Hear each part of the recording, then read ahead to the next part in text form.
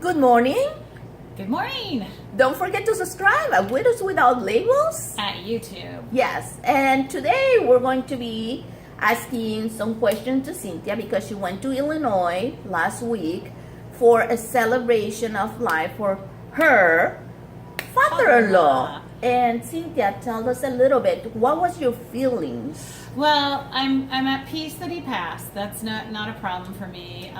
But what kind of reared its ugly head was my husband's passing, because he would go back there every summer from the time he was 8 years old until he graduated from high school.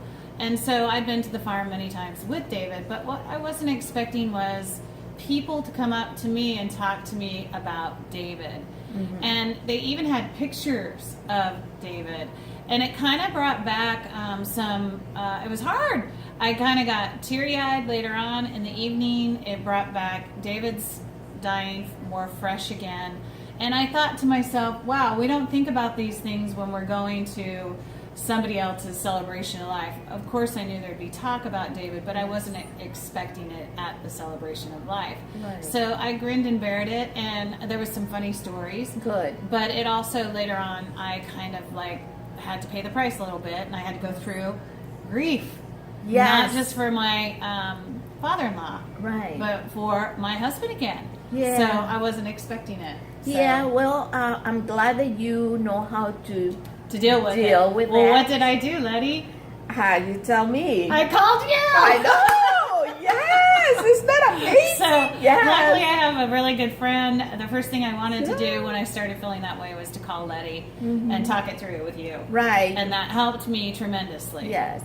And I was very proud of you because you gave encouragement to your mother-in-law and your sister-in-law and the rest of the family. Yep, I spent a lot of time with my mother-in-law, and I adore her so much, and I know what she's going through. So, and she did really well. I was very proud of her and my sister-in-law and the whole family, because it is always a tough time. He was the patriarch of the family. He lived to 89 years old, and he had a beautiful life, big, beautiful farm, and I got to spend time down on the farm and reliving a lot of that too. So, and many mosquito bites as well. Oh yes, she's scratching right now. I am. I'm scratching my leg right now. I know. But anyways, tell me, to conclude this, what is your suggestion for our audience right now? Well, if you're gonna, for me, I pulled myself away from the events at home. We got back home, and I just had to take a moment to be myself. If you have somebody you can reach out to, reach out to.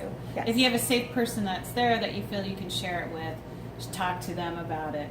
I didn't want to intrude on my mother-in-law's time. It was the day of the celebration, and later the next day, I actually had a talk with them and told them that I was suffering a titch, and I'm okay now. Yes, so, good. Well, for today, this is it. Yep. Thank you very much, and don't forget to watch us again on YouTube. Thank you. Bye-bye.